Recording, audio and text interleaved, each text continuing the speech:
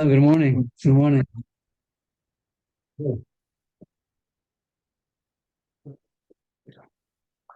Noon, there's some days. So yesterday I didn't have clarity in the Gemara. I don't say I have clarity now either, but in the posting it comes out that the end of the sugya talking about Shishim.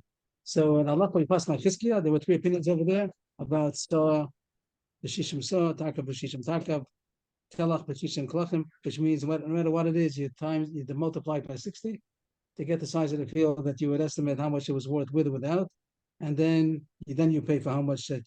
That's the price. That's the price of how much you were mazik. And the Gemara, the post say the reason past like is because the whole Gemara says again and again shishim. Just uses the word shishim. It doesn't talk about these cheshbonos of whatever saw and takab. It says shishim. So that's the halacha. You pass like that you always again. That you always do 60 times the amount. So if somebody was mazik, first that's another question. The animal was mazik, something connected to the ground.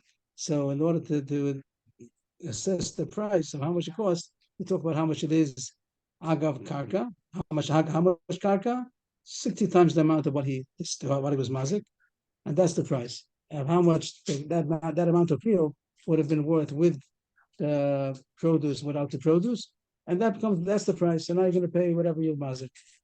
That's halacha. Okay, that's halacha and that's again.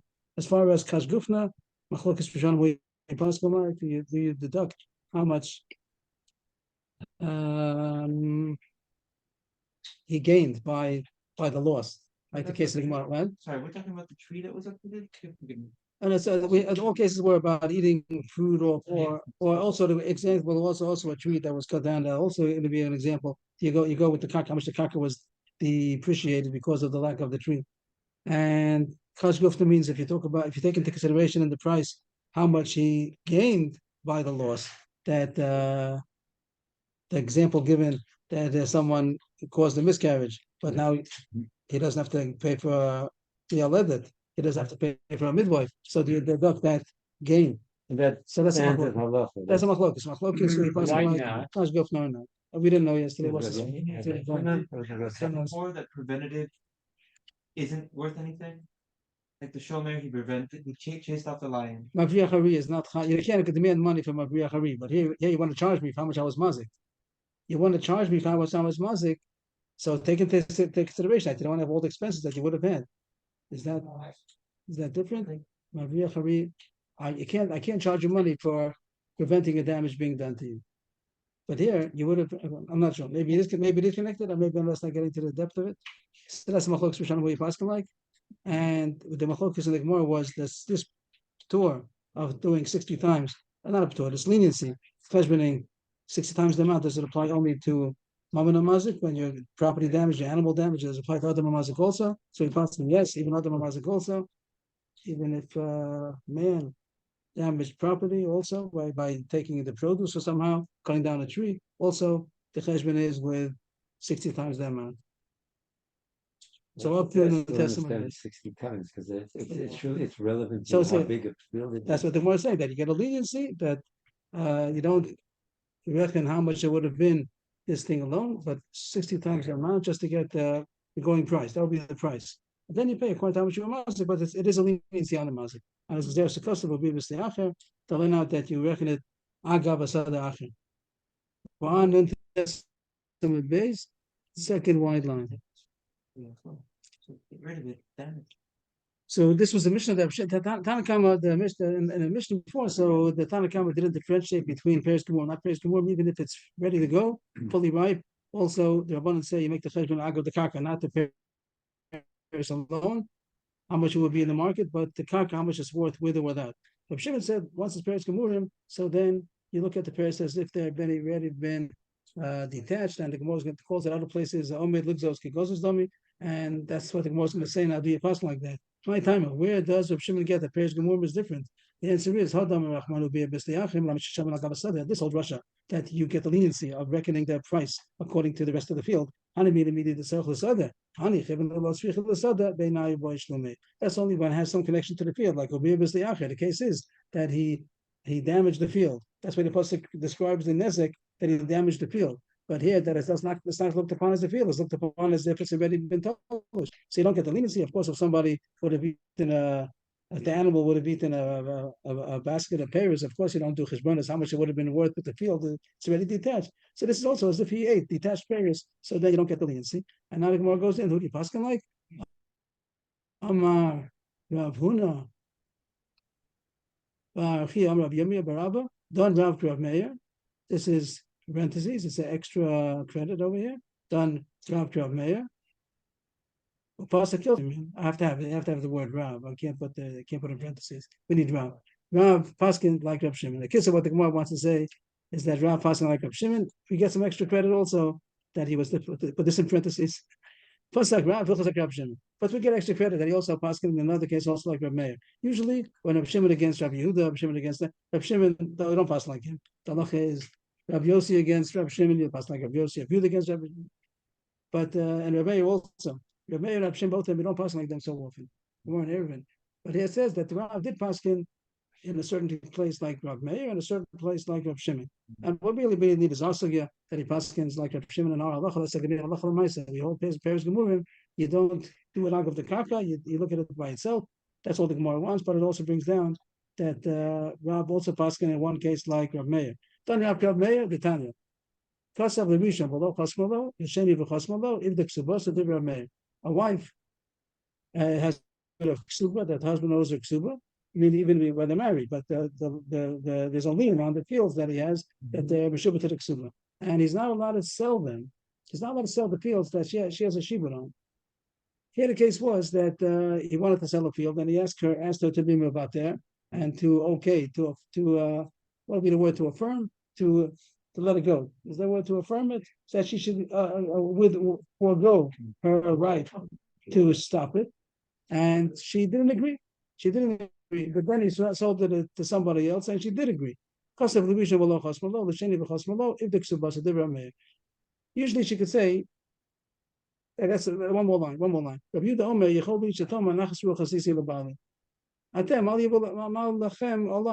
A woman, even if she signs agreement to what her husband wanted to do, he wanted to sell the field, and she agreed. So she has a time later on she can say, I didn't mean it. I just did it to be everything should be quiet and happy and a good marriage. So I didn't mean it. You can't have time to send me that I signed it, that I really meant it. What do you want? I should tell my husband I don't want it. He's gonna say, what, do you think I'm gonna divorce you? You know, with everything I'm gonna die. Like what? When you're thinking about the soup already, let me start the deal.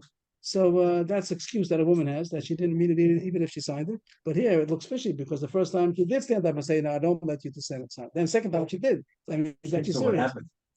She got beat up. No, the other. They beat her up, and she said, they had so much problem. Okay, I don't know. But here it says, the mayor says, And she didn't allow what? I'm missing what she first allowed. She didn't allow her husband to sell a field that she has a shibud on. Right. She has a shibud. She has a shibud on his nechasim. Since he owes her ksuba, if he dies or he divorces her, so he doesn't have a right to sell the fields that are meshubah to the ksuba, and without her consent. And he wanted to sell it, then she did not consent. He wrote the star to somebody, one person, and she didn't sign their agreement. And then he was sold it a second time to somebody else, the Sheni B'Chasmalo. So Rav Meir says that shows that she's serious, because if she wanted to protest, you see that she has the power to protest. So if she didn't protest the second time, that shows if the ksubasa, she loses the lien on the ksuba because she signed it off. If Rav Meir, if you don't know, she even could still say that she didn't mean it, she only wanted to be a good wife. I made my husband happy. What do you have to do with me? You have no claim to me. The buyer doesn't have any claim because I just signed it because I want to make him happy. So the question is, how come you didn't want to make him the first time? So over here we have a teretz that maybe she saw it wasn't worth it to okay, whatever the pshat is. All that is agav. It's not our subject over here. We really want the second point about pasuk halacha Rav Shimon. The first thing was just agav, that he also was done Rav Meir. Here it is. Here we're going to Agamor here. Put this once that is done Rav Meir is not our subject.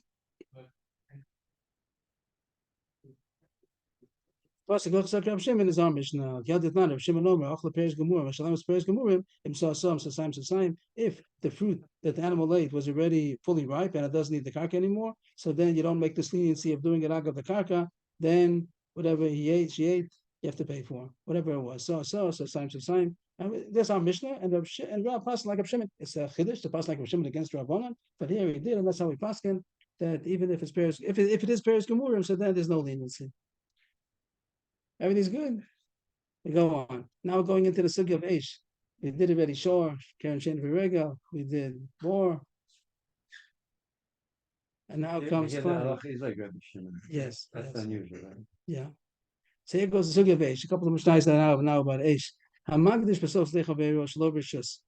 Somebody put his own wheat in somebody else's field. He just came in and put his wheat in somebody else's field, and the field owners animals ate it. Magdish has to do with wheat. What is Magdish? Right, yeah, Gadish. The word Magdish is what the Torah calls a Gadish. A Gadish is a pile of wheat. Gadish. We'll see the pasuk coming up soon, just to jump ahead. When Echal Gadish, here's the pasuk. I guess the side is going to be. Here it is. Gadish. Oh, Kamal Asadeh. Shalem Shalem Amavir Sabeiro. If a fire goes out and it finds thorns and it consumes a gadish or a standing tua or a field, so the one who made the fire has to pay. So a gadish is a pile of wheat or whatever it might be, pile of whatever he was piling up, something in the field. See, it says if somebody put his pile of wheat in somebody else's field, and then the field owner's animals came and ate it up, but what'd you bring it to my field for? If it came in Shlomo, we had the Mishnah earlier with 3 other examples. We had about putting your payros in somebody else's field, putting your animal in somebody else's chutzner. What do we have? And a kaderos.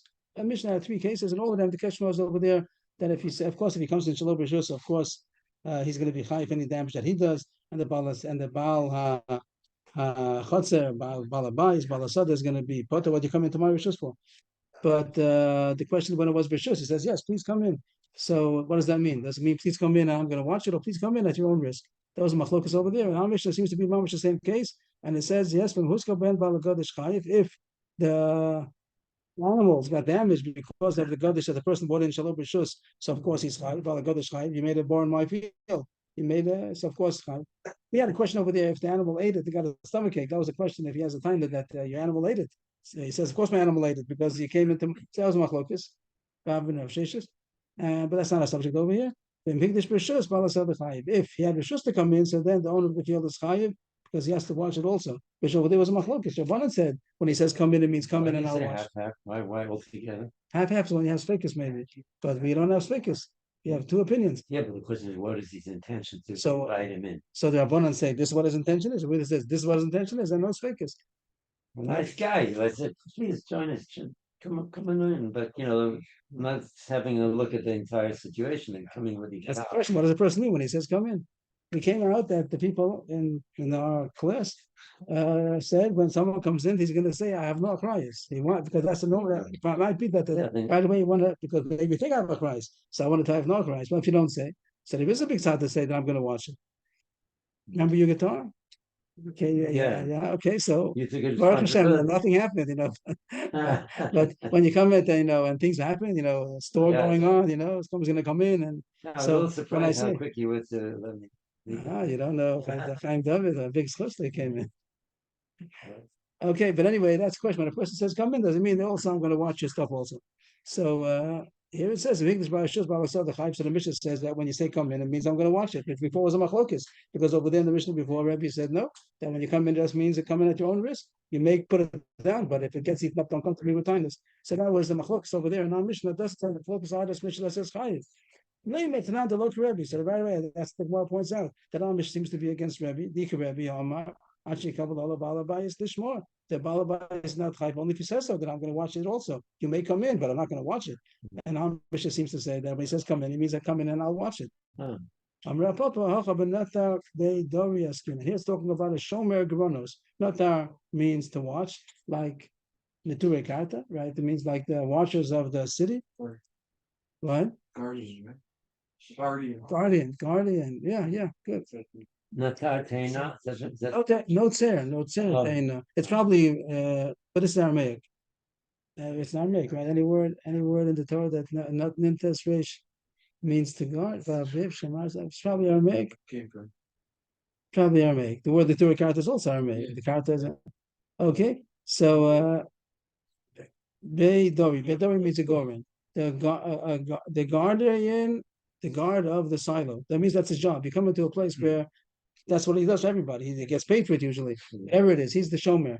And somebody comes into a place where they watch things, and he says, "Can I come in?" He says, "Yes, come in." Over there, it's understood that it means I'm going to watch it. That's what everybody else is coming for. So in a place where it's understood that you're guarding, someone's a babysitter. And Jim pellet, and a lady comes in and says, "Can I leave my child over here?" She says, "Yes, come in." Over there, it's understood that she means. Then the mother comes back.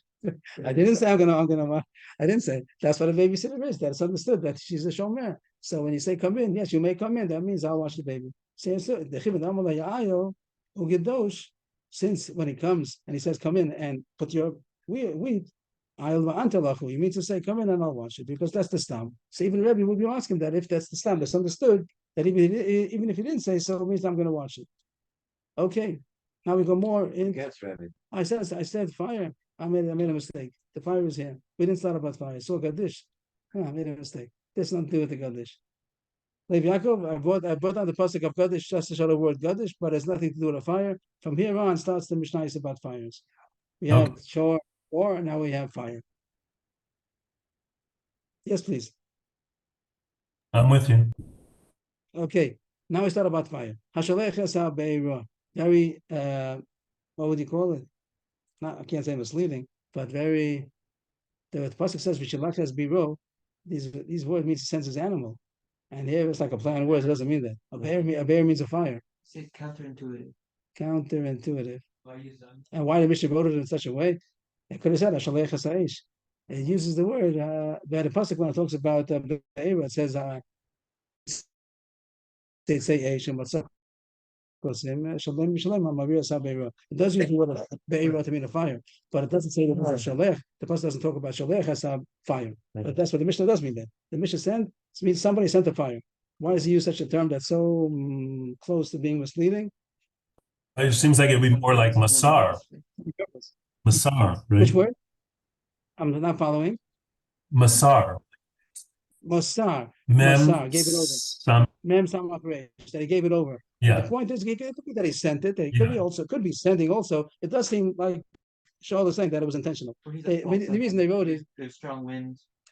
That's the issue over here. But the reason why they use such a term that's so close to being misread? That's like a footnote question. How about it's like a remez that he was careless with the dangers of fire? Sure. It's not that he sent it, but it was likely to happen because he was. That's surely going to be the subject, but it was just the terminology. I'm just stopping on the terminology. One pasuk, the same subject over there. It doesn't mean that. So here it means he sent a fire. Somebody sent a fire. And he sent a fire with somebody who's not responsible. The katan for sure is potter. That's no question. But the one who sent it is also only considered a grandma. He's only considered a grandma. And therefore, he's part of the other Mechai B'din Shemaim. The Gemara brought this before as an example of Rama, that Bezdin cannot be Mechayiv him. He is Chai B'din Shemaim. We said that means that he's really Chayiv. That Bezdin can tell him that in Shemaim you're going to be punished for this. But he should pay. But Bezdin cannot force him to pay. Is that the same thing? Somebody sends somebody to kill somebody and pays him? The Gemara brought that also. That was also an example of Rama, that he's part of the other Chai B'din Shemaim. That he didn't do it. He only caused it to happen. So the Mishnah says that this Chai Shet V'Katan, even though the one who sent it was a posheya, but he didn't do it, and it's not his animal, so he's part like any groma, but he's chai b'din shemayim because he's like a groma. So far it says it's a groma. But if he gave it to a responsible person, an adult, regular person, so then it's like he gave it over to anybody, to a shomer. Now you're responsible. So the second person is going to be responsible, and the first person who gave it to him is pater. New Mishnah, also about fire. Or, the word or, just to point out that the word or means light, but or, how do you say that? Which liquid is that called? Which is Yeah, that's the Hebrew. Oy, Nikun. oy. Malupim. So, or fire, or is fire, or is light, or is fire. If you had two people, one person brought the fire, the other person brought the wood, which is the fuel to make the fire should burn on. And without that, it would not have gone any place. The fire wouldn't have gone any place. And the fire, the fuel, the wood was the fuel that was able to make the fire. It was brought afterwards. But afterwards, and maybe a Seitzim Chai. The second one is Chai because the fire alone wouldn't have done anything if it wouldn't have had that fuel. Or maybe it's or Chai. The opposite order. First, the wood was there, and then second one put the fire on. He's Chai. He did everything. The first one is Potter because whatever he did wasn't enough to cause the damage. So only the second one is Chai. Thank you very much. Thank you.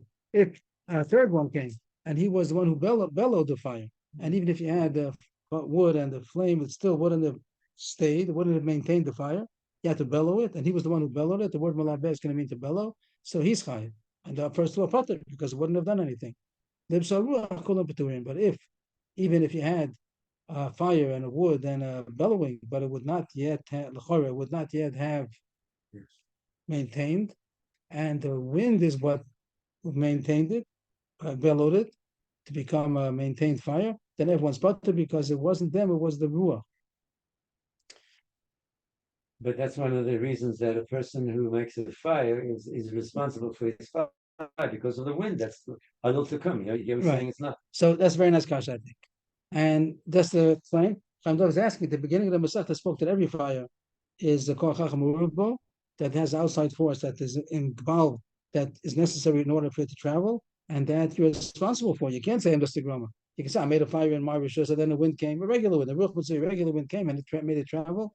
So you're responsible for that, even though it's a chiddush. Other things, the shore has its own battery, and what else you have? Karen Shan regular, all of that. I mean, it's the shore. Your money is already moving. It's a moving mazik.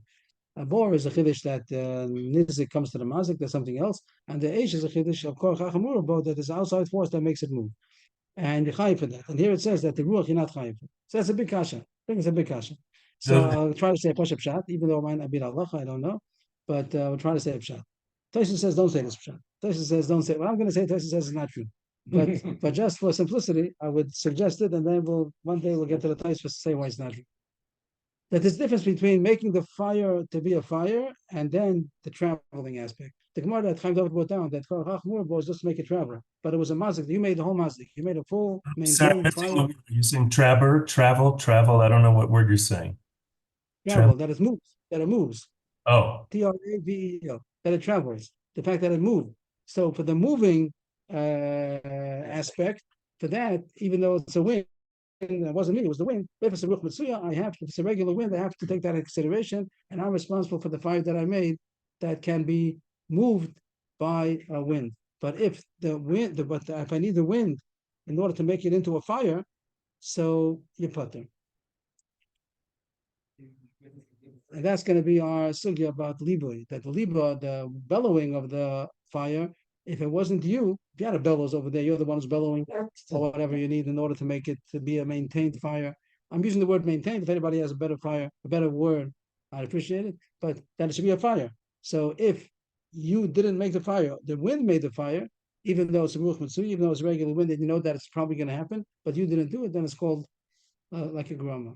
I'll just read the Tosfos together and then get up to where it says don't say that. Tosfos is over here. Let's make it a little smaller. Is it too warm in the room? Whatever people are comfortable with. I'm awake, so it must be okay. Okay. So this is the Re. The Re says that's talking about a regular wind. That's a big chiddush. That's how we learned the Mishnah so far. Even if it's a regular wind, but if the wind is what made it, bellowed it, so it's a ruach, still your potter. And the Vim Tomar, this is Chaim David's kasha. Vim Tomar, we see that b'chol duchti ashkechon she was chayiv l'nyanesh k'shechol hasik ruach mitzuya al neskina maso that fell in the ruach mitzuya and kofav kamaso b'fnei avleika that ruach mitzuya. That's his kasha. Vim Tomar is the Chaim David's kasha that you see that Eish is chayiv for a ruach mitzuya that makes it move. The ein l'chalik. I said that ein l'chalik means don't say the following difference. I said the following difference. Tosfos says don't say it. So I just said it in order to put it on the table, and Tosfos says it's wrong. But Taisa says this chiluk, you might say the difference is because in these ein mechuser ela halochas. That's the traveling. They didn't mean to cross it out. They meant to make a straight line. Halochas that the ruach matsuya makes the fire move. That's where you chayiv if it's even though it's a koach acher. Avol kan mechuser libui. Ve'ein shein meishalav v'lo kvina be'emav re'esav. Don't say this. Don't say that difference is that the sugi where you for the ruach is when that only makes it to travel. But if you need the fire to make it into a fire, that's our sugi that you put there. So Taisa goes on to say why it's not true. But if it's okay for now, just to say that might be the difference. Can I suggest something? We're talking about a fire that needs to be bellowed. We're talking about a fire that without the wood was the fire. Right. When we're talking about a very, very small flame at the point, Right. where it would make sense that if it gets to the point where wind can carry that small of a fire and it gets you should be put there. That's extraordinary. Now, just two steps. One is to make it into a fire. One is to make it move. So what are we talking about? Well, right now, I'm suggesting that it could be that we're speaking about a small flame.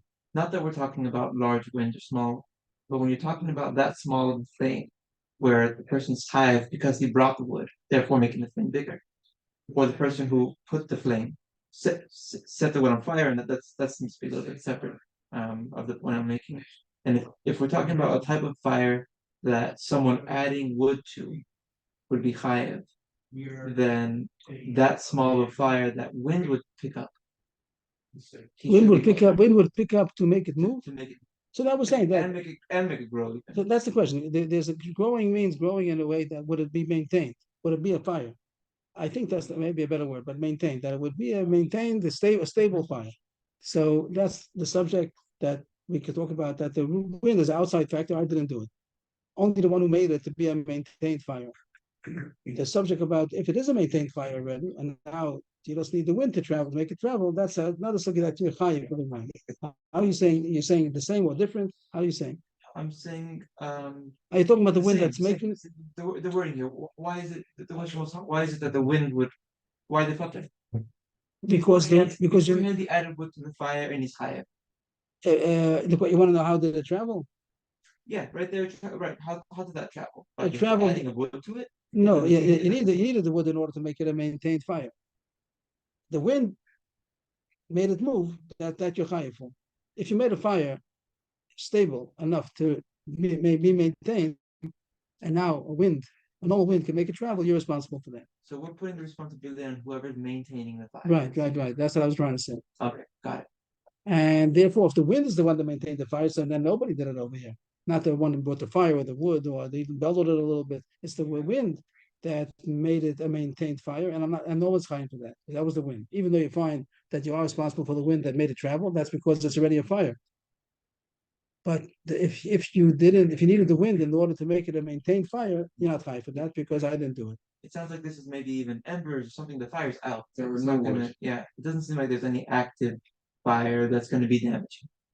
Otherwise, because then the same wind that's maintaining it is making it travel. The question is if it would have been maintained without the wind. Stach says after all, the Stach says ain't l'chalek. That's the reason why he doesn't like that. But if it's okay to stop over there and imagine that it might be a good shot. So that's the end of the Mishnah. So libsa ruach kol b'tuin because the wind is what bellowed it and made it a maintained stable fire, and the people didn't, so it's not considered they made the fire. Amr Shlakish, we had this I think 2 times already, the sugya, and here's the 3rd time, which is really the source. Amr Shlakish, the Mishnah beginning that says that if you gave over, let's go. Let's just emphasize that. That's what we're going on. That if somebody sent a fire with the chayshot of a he's potter. It's a grammar. Amr Shlakish, what is the case talking about? Yeah. Shlakish says in the name of Chizkiah that gachelas, the case is a gachelas. He gave him a call that the kata now bellowed, but the gachelas of the kol alone was a plain gachelas, and it would have mamish been nothing. Aval masalo shal heves, if he gave him over a flame chayiv, then the person who gave it over to the katan is chayiv. I would say just for practical purposes, a gachelas is like a match that it doesn't do anything unless you strike it. So if you give matches to a katan, so Shlokish says that's what the Mishnah is talking about. If somebody gave matches, he gave the whole matchbox, I think. He gave the with the whatever Strike anywhere match. whatever and but he gave them. He has to do something in order to make it into a fire. So then you putter because I didn't give him. I didn't do it. He did it. I'm a grandma, so it's high b'din shamayim, but I didn't do it. But if you gave him over a lit flame, so then the one who gave it over is chayiv. My time or myself called gramulo because that's called that you already did everything. Why? You gave him a flame. And now what? And the katan now went and what did he do? He took it someplace and burned something. So then you are chayiv. You can't do that's not only called the grama. Maybe he's looking at this. Then what? Then is it only called the wind? The katan is going to be like the normal wind, and the katan does these things. So I'll try. I'm not sure if it's going to go through. That if you gave him a flame, so you gave him a fire, and now He's moving it around. he moved it around. So And therefore he's high. Therefore you that was Rish Lakish Mishvei Chizkiah. But the other opinion now is going to be Rabbi Yochanan. Rabbi Yochanan says different than Chizkiah and Rish Lakish. We have a different meaning on the in the Mishnah then? No, he's just saying what does the word Be'era mean? Right. It's just translating what does Be'era. Be'era means a fire. What kind of fire? What kind of fire is the Mishnah Not a talking flame. about? So he says only a gechelas. But if it would have been a flame, then he would have been Yeschayim. would not, Then he would be, what did I say? I don't remember. If he would have given a gechelas, he would be. Then you Not high. The Mishnah says Potter is talking about a gechelas. If it would have been a shalevis, then the sender would have been Chayim. Rabbi Yochanan Amar, Afilu Masalo Shalevis, but Rabbi Yochanan says the Mishnah means even a flame. If you give over a flame, a lit candle, you give a lit candle to a katan also, you are Potter. My timer, it's Sapsa the Cheresh Gomolo. That Sapsa Rashi in the test we had the first time over there. Rashi said two shatim with the word Sapsa. And the Gersa doesn't say with the vase or with the bob. We have a vase, so let's say Rashi shot like a tzfat, like tongues. That the Rashi over there calls it achizasa. That the fact that the Cheresh held onto it, that's what made it a fire. It means it only was damaging because of the Cheresh. And Adas would say simple that Rabbi Yochanan is not high for the doings of the Cheresh. Means do we consider it like a regular wind?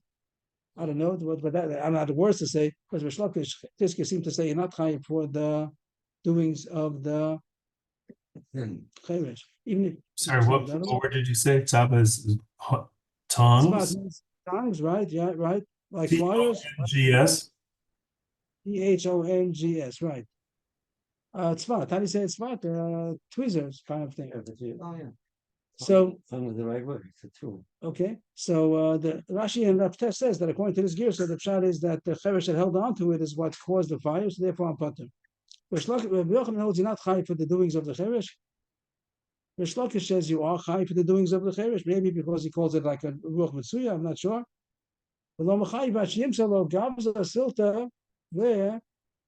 There, what's the next word? Shraga. Who vada I said that they go. You only chai if you gave him over already full fire. So what is that? Rashi says silta is the eitzim dakim is the twigs. That's the twigs of some sort. So how is the translation of these things? The masala gavza is wood. Is that Rashi says? Rashi and that. You had that before. She says. Kosim. Other places gavza means wood. Okay. Kosim means the mamish the full fuel that it's enough to make it go also. And silta is the twigs, eitzim dakim, and shraga is the flame, the nair. But then it's your doings. Your doings. I don't know. I can't say I have clarity in the machlokes of Yochanan and Lakish. Everyone holds Yechayev for giving the whole kit. That's enough to make it go also with the twigs and everything. That's going to make it go, make it travel, Twigs, make it travel. Twigs make fire catch up easily. What's the difference between Eshal Hebes and Eshal Hebes is a machlokes case. It's got Gacheles. If you gave him a match or a calm coal, everybody holds your putter if you gave it to a cheresh, even though he can make a fire, but your putter.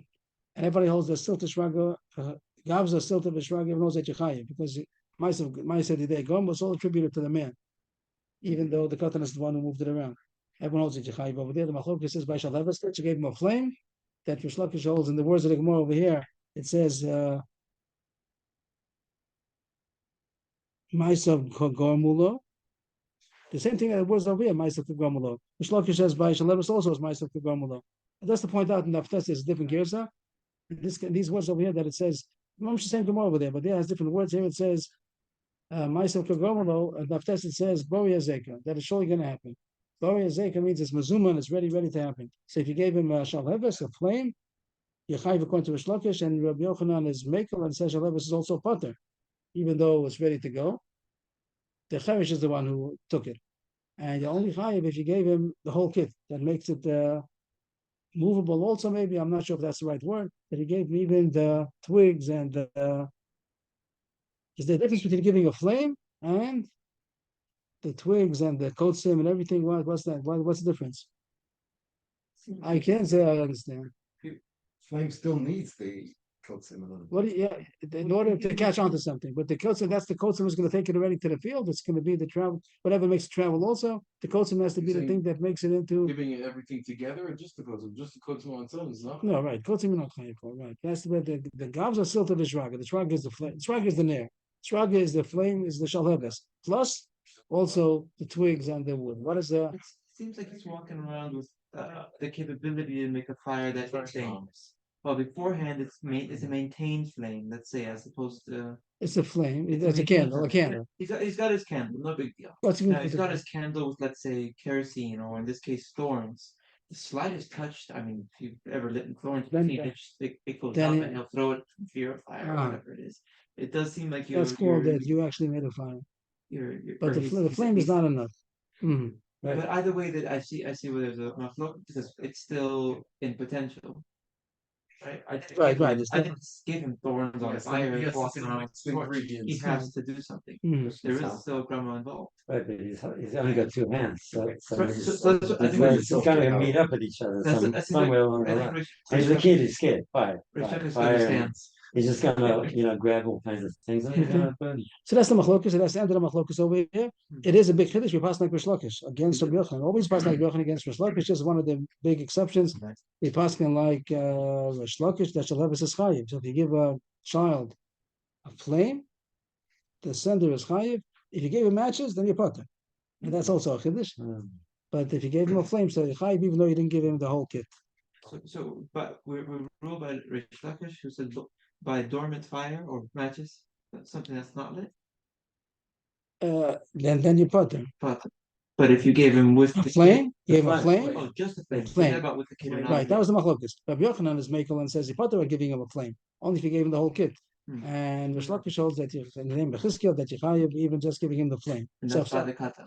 That's a right. That's the Mishnah. That's the explanation. We pass like Rish Lakish. They're giving him the flame is chayiv. But it's never the gecheres, it's something that'll go out quite soon if it doesn't find its. It's true. I would think even a match also. A match. Well, not a match also, even a No, but match. he Is has, a short putter. other matches. If you gave him a match, You give a box. you gave a box of matches, I think you gonna play putter. with this one and this one. So I think about that. You're I think gonna about try that. a little It's mound called of the groma. grass and whatever. It's called the groma, and it's chai b'din ishmaim, but it's part of b'din yadam. Giving him matches, of course, not a smart thing to do. But and it's chai b'din ishmaim. You're not supposed to do that. But he's not chai b'bezdin only if you gave him a flame. During this time, are we referring to, let's say, a lamp that's not lit? What will be the case? Are we talking about a lamp, maybe an oil lamp that's not lit? Meaning there was no. What's the difference? What's the difference? No, I'm trying to understand what it is that they're discussing at the time. They're Oh, not the discussing chelas. So a coal. Oh, okay. A coal. That's what I didn't translate the word. A chelas means a coal. And Rish Lakish said, I just tried to make it more modern. That I said a coal would be like a fire that is not doing anything. It's lit. It's a lit coal, but it's just calm. So he has to do something in order to make it do any kind of damage. And the same thing as a match. I think a match is the same thing. We go around in those days they didn't have matches, so they went around with coals and a fire pin, and they had a coal. So you can't give that. You're not supposed to give it to a cotton, but if you did, so it's only called a grama, and the sender, you want to give it over to him, is going to be potter because it's only called a grama, and that's even a shlokish holds. That's how we're going to pass him also. So a match, I think, you'd be potter, but it's a grama, so chai b'din shemayim. But if you gave him a flame that's already lit, even though it doesn't have enough of the fuel to be able to continue going, it would be chayiv like Rish Lakish, not like Rabbi Yochanan that says it's only chayiv if you gave him the whole kit that can make it continue. Okay, next Gemara, second line. Shilech biyad tukeach chayiv. If you gave over a fire to an adult, so then he's chayiv and you're potter. We don't need that. We're not going to talk about that. That's pashut. But the Bechula over there talks about the etc. Talks about that if he inflamed it. So the third one inflamed. One person brought fire and wood, but it wasn't enough to do anything until it was bellowed. So the one who bellows it is chayiv. So a short Gemara about the word malabeh. And the modern word in Hebrew to use the bellow is also to be malabeh. But the Gemara says there was a question How of about the melabeh? The word in English, what is the word? bellow. Bellow and malabeh. Saying that it comes from that, the Hebrew root. Malabeh and bella. All right, Nachman, right? Yitzchak. Man the tani liba lo mishtabish, man the tani liba lo mishtabish. There's two gisos. Some have the word liba, some have the word niba with the nun. Is it a lamed or a nun? Man the tani liba lo mishtabish. Lo mishtabish means it's not a mistake. If someone has the girsa liba, it's not a mistake. If someone has the girsa niba, it's not a mistake. Man the tani liba lo mishtabish. We find such a word. The siv v'labas eish. That's where Moshe Rabbeinu. Here we have the word on the side. V'labas eish. V'yerom alach Hashem elov v'labas eish. So that means in the flame. Some say that comes from the word lave, like the Yeah, heart. thinking about why, what's to do with that heart. Right. Or that's to do with the word lahava. Lahava is a flame, so it's piercing the hay. So you find the word. You find the word. You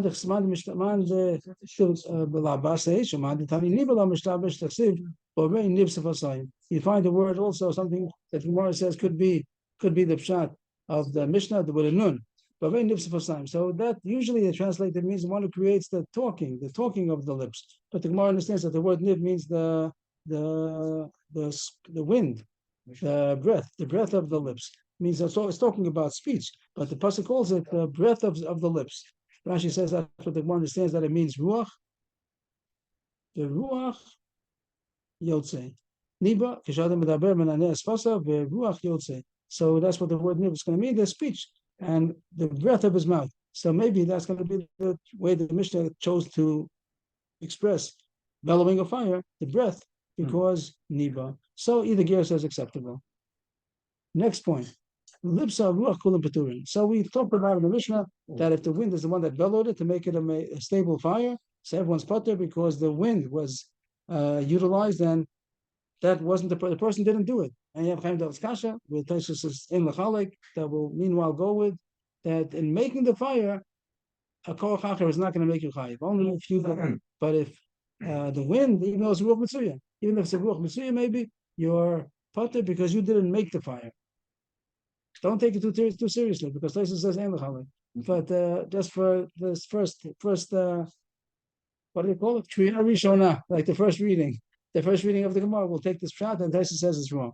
But I didn't get another pshat, so Tani Rabbanan.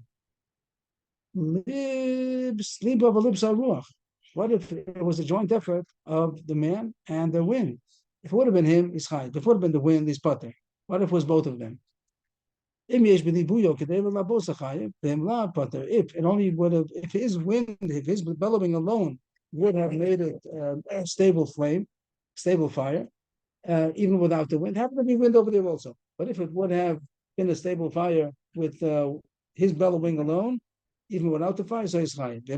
But if his bellowing alone wouldn't have been enough, only together with the wind, so he's pater. The Mishnah said that lips and ruach is pater, so we're going lips and ruach is pater. And if he bellowing that he himself wouldn't have been successful, so then he's not chayiv. Even though he utilized the wind, he did use the wind. He did it together with the wind, but his alone wouldn't have been enough. The Mar says pater. The Mar says kasha on that. Amai. Here goes the kasha. Why is he pater? Lehevi kezora beruach mesayato. Why is he pater? It should be like somebody that winnowed. Tezora is to winnow, not zorea. That's the kasha. Let it be like somebody that winnowed, and the wind is helping him. It's how do you winnow? You have the wheat, the kernels mixed in with all the chaff and straw, and you will throw it up in the wind, and the wind pushes away the chaff. Chaff, I said, yeah, and the kernels fall down. So you use the wind also, utilize the wind, and you're chayiv. So you see that the man that does a malacha together with a joint effort, together with the wind, so he's chayiv. So why are you not over here? He made a fire together with the wind. He did a little bit, and the fire helped out. That wind helped out. So why is he pater? He should be chayiv also. That's the most kasha. We learned the Gemara that it means a ruach mitzuya, a regular wind. That the ruach mitzuya alone, if it did it, it would have been pater. But the Gemara is asking, since he also was engaged in bellowing it, so the fact that the wind helped him shouldn't be a reason to be pater, as defined by Shabbos, that one of the third nine malachas is the winnow, and even though the winnow goes together with the wind, he's still chayiv because he's utilizing the wind. So why should he be pater over here? The Gemara doesn't have a couple of terutzim. Amar Abaye, Achab Ma'eskinan, Kigon to Shaliba Mitzadecha to lead to Arua, Batu, Aruach Mitzadacher. That they weren't bellowing from the same side of the fire. I don't understand the difference. Scientifically, I don't understand the difference. If you're making more wind, more oxygen on both sides of the fire, what's the difference if it's the same side or the other side? I don't know. Maybe Shaul could explain it to us. It depends on how you've made the fire. Some fires you made it, you're bellow where it's only gonna bellow beneath the fire that actually started. For it to start from the other side is nearly impossible, depending on. But here the case was that he himself wouldn't be successful, but there's a wind on the other side, and the wind on the other side did succeed. So which why? is usually how you'd have it. You'd want the wind coming from your side to help you. And if that happened, what's the difference? What's the If difference? it came from the No, other because side no, and started it, it's harming. It's harming it. It's counteractive, so it's not his wind at all. Why is it not? But at the end, Trying it's to not prove- his, but it's the wind. Did it add to the stability of the fire? Oh, the wind did The it wind all by did it. itself. The wind did it by itself. Wind did it all Even by itself. the wind counteracted. Maybe it was because of him also. He did his blowing alone was not enough to make it into a fire, but together with the wind, it did. So he's saying that they didn't do the one. I think I'll say first what I think the words say, but it doesn't make any sense to me, and then maybe you can help me out. The one is looking at it that it wasn't a joint effort, because if you're doing it on the same side, then it's a joint effort, and for a joint effort, it should be high. But if it's on two different sides, then it's not a joint effort. You're working on your own, and it's working on its own, and you're not high for it and you're not high for your because alone wouldn't have been enough. You're not high for it because it's a wind. I'm not high for a wind. I'm only high if the wind is helping me. But here the wind is not helping me, and I don't get it. I don't understand. Why is it not helping you? If you have oxygen coming from this side, from that side, wherever it gets oxygen from, it gets help. No, because So now I'm ready to hear. what you're not getting is that you're happy that the fire got created, but you didn't do it because your blowing didn't help because the wind was blowing from the other side. In a sense, it's blowing out your wind. It's not, your wind is worthless. So even though you're happy you got a fire, it's not because of you. Is that true? Yeah, The go. wind did it by itself. I didn't do anything. You thought you were doing sometimes something. we That's even- why we call it. when we build the fire, sometimes we'll even put up In order block to the wind. block the wind. so that I can actually get the fire because the fire is not going to start if it's too much wind. So let's Too say I'm much saying wind, too much too wind. much wind. It will blow it out. So let's say I'm here trying to do my fire, and wind comes from the other side and lights it. Great. That's not usually how it is. It would make sense that that's why it would be unexpected. That it didn't. That it.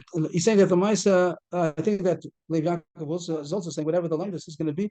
That at the end of the day, it wasn't a joint effort. It was only the wind. Right. Even if he was trying. Because the fire didn't help him. Or The wind didn't so help him. strong from that side that That it would have been Yeah. going out. And here, but the Maisa, the wind did make the no, fire I'm saying that his breath didn't even make it to the fire. because the wind was going against him. Okay. That could happen sometimes when you're doing a barbecue outside. You're trying from here, but it gets it from the other. And the wind is, and it comes out that the wind is the one did it by itself. That was a thank you. That was a bias shot. Rabba's shot. As much as I understand the Gemara, it means that it was a ruach she'ein mitzuya. Means the words Rashi says is that when I was bellowing it, it was only a calm wind going, which is not the subject so much. The point is that that the wind bellowed it with a non-regular wind. It means I'm not high for ruach she'ein mitzuya. Even if according to Rava, and also Abai also, everyone's agreeing to the kasha. The kasha was a good kasha that he finds Zohar Ruach Mesayatu, that if somebody is winnowing on Shabbos, he's chayiv even though he utilized the wind. So you are chayiv for doing an act with the shutfus of the wind. And here also, if you'd be bellowing it together with the wind, it would be chayiv. But the case where you put over here is because either Abai's teretz or not Rava's teretz, that it was a Ruach She'ein Mitzuya. The wind that came was not a regular wind. I didn't have to expect that. We didn't talk about a Ruach She'ein Mitzuya till now. We learned the Mishnah that you put for about a ruach, even a ruach mitzuya. But here the question is, since you're also joining forces with the wind, so you should be chayiv because you're joining forces. The answer is that it was a ruach she'ein mitzuya. It's true that it helped me, but I didn't have to expect that wind is going to come because it was not a normal wind. All of a sudden, a gust of wind came that I wasn't expecting. So I'm not chayiv for that because it's unexpected. I'm sorry, I'm not Yes, understanding. please? I'm not understanding Rava because it seems like it says v'libato.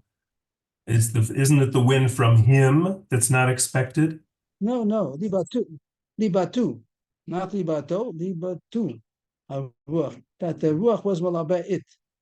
Liba ruach mitzuya. He was bellowing it while there was only a regular wind blowing, but then the wind bellowed it. Liba tu haruach. The wind bellowed it. The ruach sheina mitzuya. Is that Thank to be also share something bonus? Silosa b'pshia. The what? No, ruach. What's the b'pshia? Chia is that he's bowling it. It's something bonus. That wouldn't have been enough. Why is he doing it? I don't know, but that's not a question of his kavanah. That's what here he didn't do it. The reason why his bellowing wouldn't have made the fire. So the wind made the fire. So you should be high for the wind because he joined forces. As a Rosh Hashanah, didn't have to be choshesh for that. The pshia and the onus is only talking about if he did it, he did lemais, he was mazik. But he was it pashaya, but here he didn't do it. That was Rabba's teretz. Rabbi Zera Amar, third teretz, can go on that samra tzemure. So Rashi says that the word samra tzemure means heat, and Rashi says, but the pshat means that he's only blowing. And Rashi says, ishtat tzmirta chamimos. It means heat. The translation, samra tzemure, that he just heated it. Klomar, he didn't mamish blow, but just like the breath that a person does when he wants to warm his hands. Kederach shachamim v'neshimoso es yodo. The way a person would breathe into his hands in order to warm up his hands in the cold. So that's, I don't know if Rashi knows all that, but Samar Tzemuri means heat, and it means, Rashi learns the Gemara that he didn't do, his bellowing was nothing. It says he bellowed it, it's a little dochik in the words of the words of the Brisa that says, what's that? That liba v'libata haruach. As if he did something. He did something and the wind also was doing. But Reb Zera says, no, he didn't do anything, that his bellowing was not worth anything. So therefore, it's not even called a joint effort. His was not useful at all, and the wind did everything.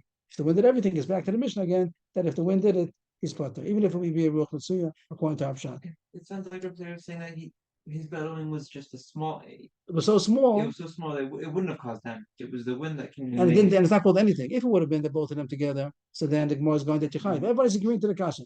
Abaya, Rabbi, Reb Zera is all agreeing to the Kasha. Reb Ashi is going to be in a different school. But Abaya, Rabbi, and Reb Zera, the first three Tirots, and they all agreed to the Kasha. That's Zoh, Ruch, Masayatu is Chayiv. So too, if you bellow together with the joint effort of the wind, you will be Chayiv. And they're all saying there is not a joint effort. According to Abaya, because the wind was doing it against you, didn't help you. According to Rabbi, because it was a Rosh Hashanah, so I didn't have to expect it. And according to Reb Zera, because your bellowing was nothing, zero. It wasn't even a something. It was a nothing. And not only wasn't enough, it was a nothing. And Reb Ashi Amar, he's a different school of thought. This is only this chiv that you chayv with a joint effort of the wind is only by Shabbos. The Melechus Machshavas Asher Torah. The Torah says that you chayv for doing Melacha. That's called Melechus Machshavas. Really, the pasuk that it says Melechus Machshavas is not a pasuk by Shabbos. It's a pasuk by the Mishkan. Melechus Machshavas. That's a pasuk in the Mishkan, and we learn out Melechus Shabbos from Melechus Mishkan. So that means it has to be a. How would you translate Melechus Machshavas? Thought out, premeditated, but the Gemara wants more. The Gemara is saying that conscious. The Gemara wants the fact that as long as you did something that has intellectual wisdom, and so you're chayiv even though you didn't do it. It means that it's not coming to say a limitation. It's coming to say broad that Shabbos is chayiv as long as you did something. Yeah, chayiv. So even if he was intending to bellow it in the wind, since he was intending to bellow it with the wind, that's enough to be mechayiv. Since he's doing an act which he knows, like winnowing. Every time you winnow, why are you winnowing? Because you know the wind is going to come, and that's what you intend to use. What? And he knew about it. He wasted all the wind, and that's winnowing time. They call out, "Come out! It's a time to winnow," and he's doing it with the intention of utilizing the wind. That's enough to make him chayiv. It's not saying that it's only chayiv. Usually, Melechus Machshavas means it wasn't a Melechus Machshavas. You're not chayiv. They were saying the opposite. That even though you didn't do the whole act by yourself, since you controlled, you utilized the wind, so that's enough to make you chayiv because you utilized it intellectually that you wanted to do it. You did a thought out intellectual act together with the wind. But here, by Nezikin, that's not enough to be chayiv. Here, since the mice you didn't do it actually. You didn't do it directly by yourself. You used the wind. So you used the wind. So even though you use the wind, you put there. So Rashi is arguing everybody else. Everybody else says that the kasha is a good kasha. that you're chayiv. And in all the cases where you utilize the wind, you're going to be chayiv. All the cases that says patur al is only because you didn't really do a joint effort. Rav Ashi says even though you did a joint effort, you patur by mezaken, it's only a chiv b'shem. Well, what is the word Zora? Zora means to winnow. That's what We're was quoted about before. that he winnowed. He winnowed. That So was the Mishnah, Zora, not the Mishnah, whatever it says. Zora b'ruach masayata, that he's winnowing with the wind helping him. oh, he's winnowing with the wind helping him. And so why? And what is was Rav Ashi saying? So by Shabbos, he's chayiv. It's called the Malach of Shabbos. One of the 39 Malachas is Zorah, and he's chayiv because he winnowed, even though it's done together with the wind. So you see that a shutfis together with the wind is enough to be chayiv. How come by bellowing in the zakin, you don't say the same thing? He was masdik by using a wind himself together with the wind. So why is he not chayiv? So Rashi says that's only been in Shabbos. It's a chumrah by Shabbos that you're chayiv for utilizing the wind if you utilize it consciously. But that's only by Shabbos. But the other things like Banazakim, you just look, did you do it or you didn't do it? Rashi says, that if his thought was fulfilled because he intended, he's happy about this wind helping him, that's enough to make him chayiv. But by Nizakim, we just talked about did you do it or you didn't do it? He didn't do it because the wind is the one that helped him. He's not chayiv for utilizing the wind. And again, we suggested the Partnership. Are we saying because it was a partnership, and it's not chai for the partnership. By Shabbos, he's chai for the partnership. By other issues, he's not chai for the partnership. He talked about did you do it, and he didn't do it by himself. He had a partnership of the wind, and he didn't do it. Rama, indirect. So again, the way we learn the Gemara, which says don't learn this way, that the difference between the regular Korach HaChamur that Yechayiv put traveling, the wind making the fire travel, that Yechayiv, even though it was outside force, the traveling aspect. But making the fire, has to be that he did it by himself, and therefore, if it was the wind, even though it was a Ruach Mitsuya, you are putter. But again, that's not to be taken seriously because Taisus rejects it. Next Mishnah. Simple. The rest of the Gemara is simple, and we have maybe time for Agadita also. We'll see. The Mishnah says, simple Mishnah. Someone, again, he sent a fire, and it consumed wood, or wood is pashut. That's pashut. That wood is flammable, but it's the stones or earth that he singed it. This is the famous case of Luchel. So chayiv, even though it's not the regular thing that fire consumes, he's chayiv even for damaging the field, damaging the stones. That's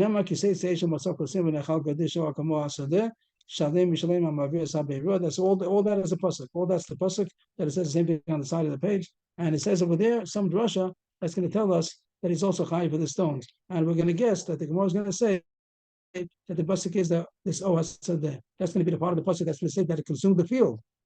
The other ones means that it's thorns and the wheat that's piled up and the standing wheat or the field. So we could say the field means the wheat, whatever's in the field, but it says everything already. It says Gadish, Kamma, it says everything. So the Gemara is going to say, after a long time, the Gemara is going to say that means that it consumed the field itself, the stones, the earth, and that's a chiddush. That even though it's not the normal thing that's consumed, and it's not a regular hezek, you also chayiv for that also. Amar Rava.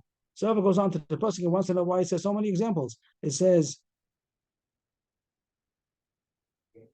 Kotzim, Gadish, Kamma, and Sadeh. The Pashup Shana just would point out that the Kotzim is not, I think the Pashup Shana doesn't mean that you damage the thorns. It means that was the flammable thing that made the fire.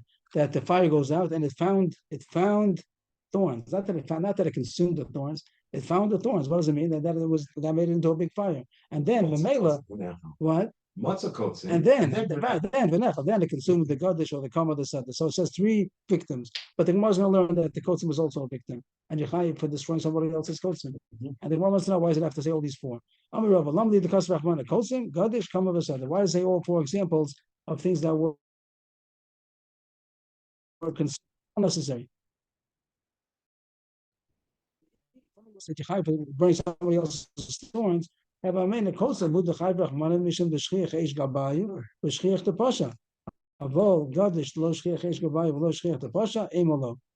only thorns, but not other things, because thorns, I'm not sure if Rashi maybe says that it means that it's flammable, that Eish could affect them very much. The word shchiach means as usual. I'm not sure what that means. And Memela is considered a pshia. it's considered negligence to have a fire in a place where thorns could catch on. But a Gadish, which is not usual, even maybe means it's not as flammable, and therefore it's not considered such a pshia. You might think that your potters have to say you've been on the Gadish also.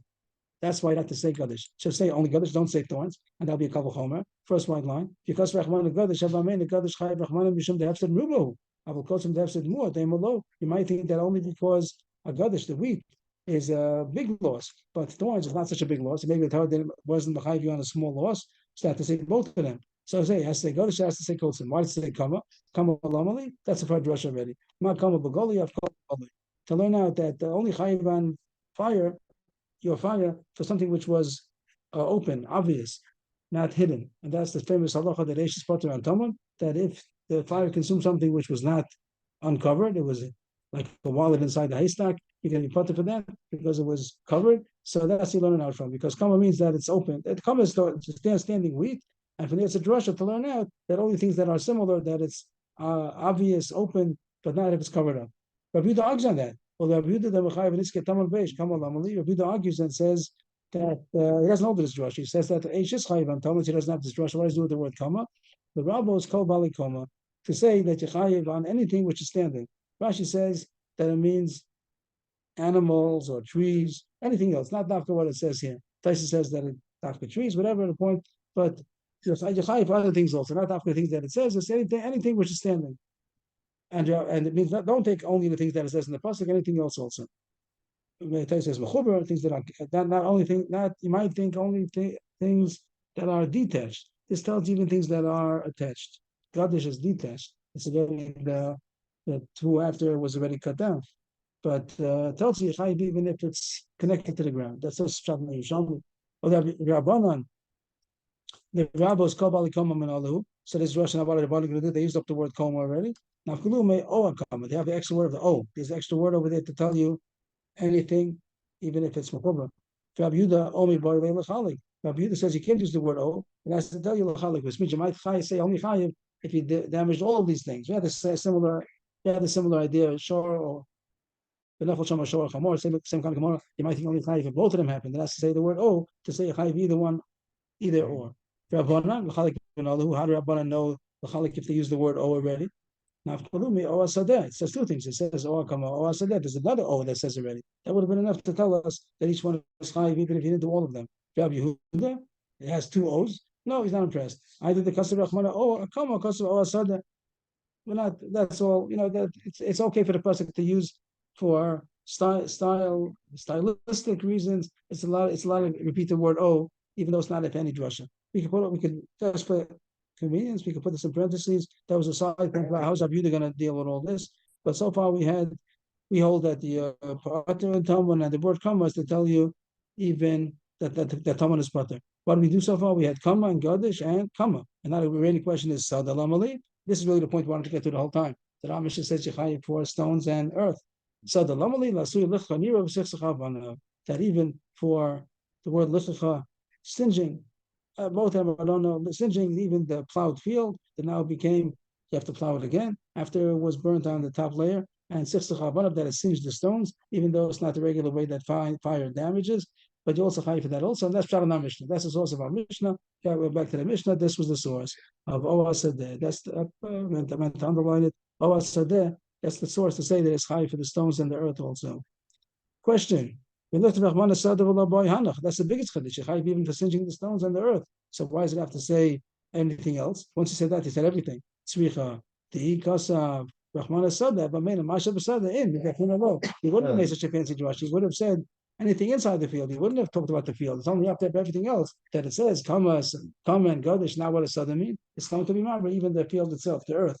But if it wouldn't have said everything else, he would have said Sada means anything in the field, the Pashup Shat. So that's why you have to have all the other ones now to make this drasha.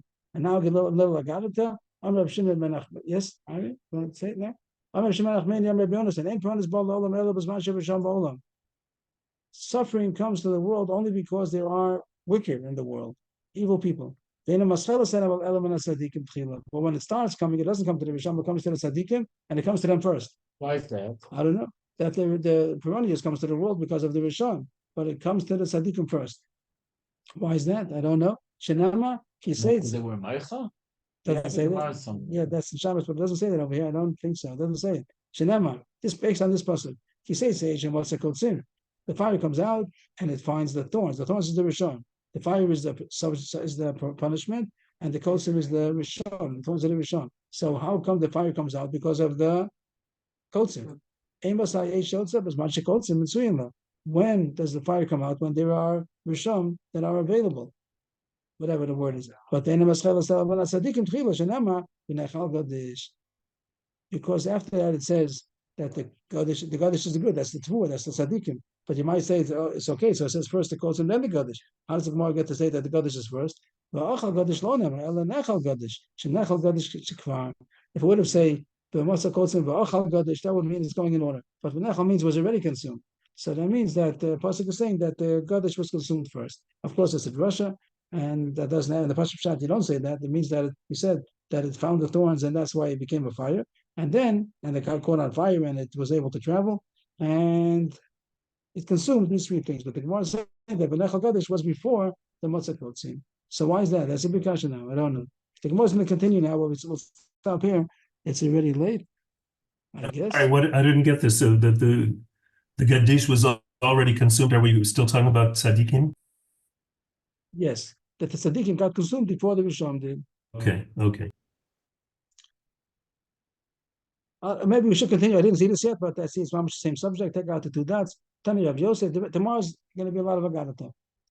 Tani Rav Yosef. That talks about in Makas Bachoros that they shouldn't go out, that no one should go out of their house till the morning. How come? If the Makas Bachoros is only coming to the wicked, so why shouldn't the Jews go out? Since the permission was given to the destroyer, so he doesn't discern between the righteous and the wicked. I mean, once the destroyer is let loose, you have to stay away. And not only does it not discern the damage of tzaddikim, but even goes to the tzaddikim first. That means it is a little bit discerning. It goes after the tzaddikim first.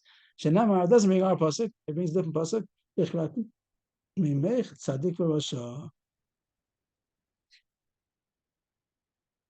Yeah, the fun is always right. To immerse oneself in Torah and prayer that Here it is.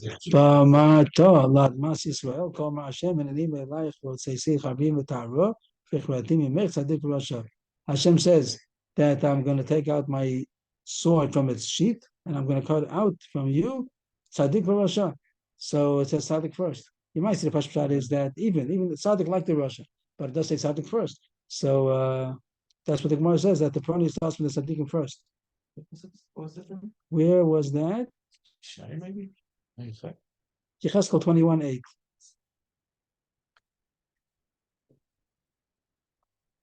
The Shamar thorns, so aren't they getting burned first? So that in the drash, they're saying a drash because the word v'nechal. So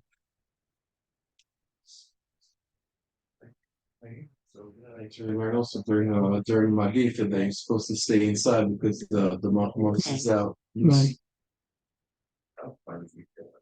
A little bit further, I'm doing this the first time. Bochi Rav Yosef cried when he learned this drasha. Hi nami la'ayin domin. They so much that they considered nothing. Rashi says, they're so nothing, that tzaddikim are so nothing, so insignificant that they even get punished first. That was Rav Yosef was crying about this issue. It is it's good for them. That it's a good thing that they die before the troubles come. Rashi says, see the level that they shouldn't, they die in the beginning in order that they shouldn't see the sorrows that coming. So that's the answer to all the questions we asked. That is the question. That is the answer is they shouldn't see the troubles. They even discuss that later when we speak about your Mashiach, don't they? I want to see it but not be there. That's Martin Hedges. Yeah. No? Yeah, the Chedai Mashiach is difficult, so it's difficult to see the big punishments. Just to point out, one that Gemara, that after that, the Gemara says, Rav Yosef said, I think it was Rav Yosef, that I should be zocha to see him. It was even though there's sorrows, and I should be zocha to sit in the shade of the feces of his donkey. Yeah. which I don't know what it means, but it's making a big statement that it's worth, even with all the sorrows and even the donkey and even the feces of the donkey, actually, and sit in the shade. I don't know what that means, but it means that he's saying that even though it's so difficult, it's kedai, and it's a schus. And so everyone quotes the first part; they have to know the second part also. Thank you, everybody. By saying that they should die before they see the sorrow.